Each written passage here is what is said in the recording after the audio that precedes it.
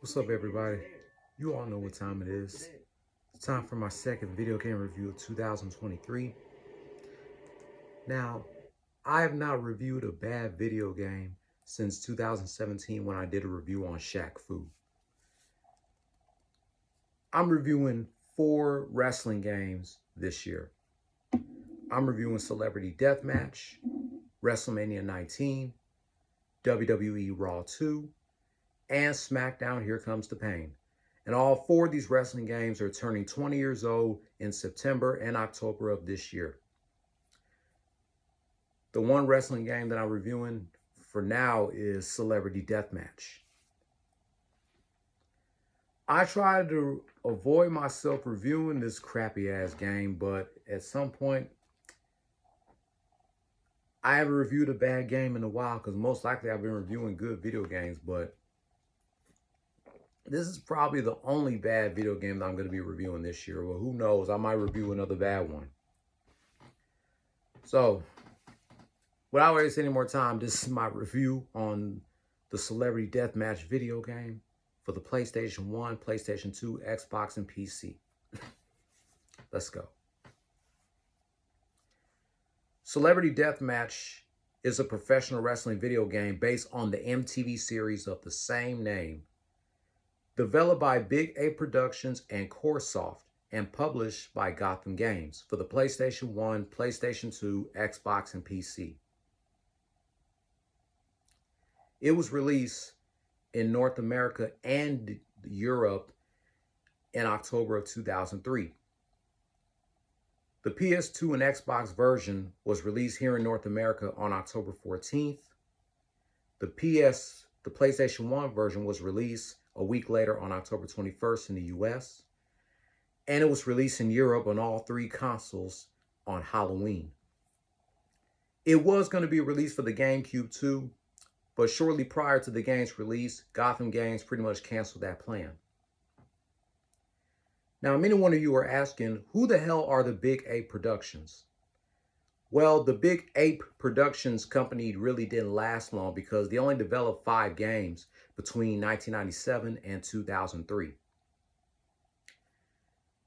Herc's Adventure in 1997, the first episode of Star Wars: The Phantom Menace in 1999, The Simpsons Wrestling in 2001, Gauntlet: Dark Legacy in 2002, and Celebrity Deathmatch in 2003. The game plays exactly like the plot of the TV show. You have celebrities in 3D form in a wrestling ring fighting each other to the death. So basically, all you have to do is just mash buttons until your opponent's life meter flashes red, at which point the winning player must fill up the MTV meter in order to kill their opponent. That's pretty much the whole gameplay of Celebrity Deathmatch. Plays exactly like the TV show. The positive of Celebrity Deathmatch, the video game, is, of course, the cast members reprising their roles, including the late legendary Judge Mills Lane. Despite of him suffering a stroke a year before this game came out, he was able to reprise his role as his character. The negative about Celebrity Deathmatch, the graphics are bad and the controls are bad. The controls are pretty much similar to the controls of The Simpsons Wrestling. It's just pretty much button mashing. In The Simpsons Wrestling, you just have to mash buttons to lower your opponent's health, and then you have to pin them down. And in the Celebrity Deathmatch game, you have to mash buttons to lower your opponent's health in order to kill them.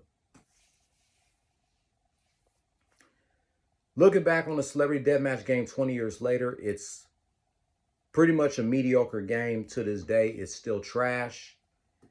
I'd rather watch the TV show Celebrity Deathmatch than play the video game. I mean, of course, the Celebrity Deathmatch video game came out. Of course, they was going to come out with a video game of Celebrity Deathmatch due to its the TV show's popularity.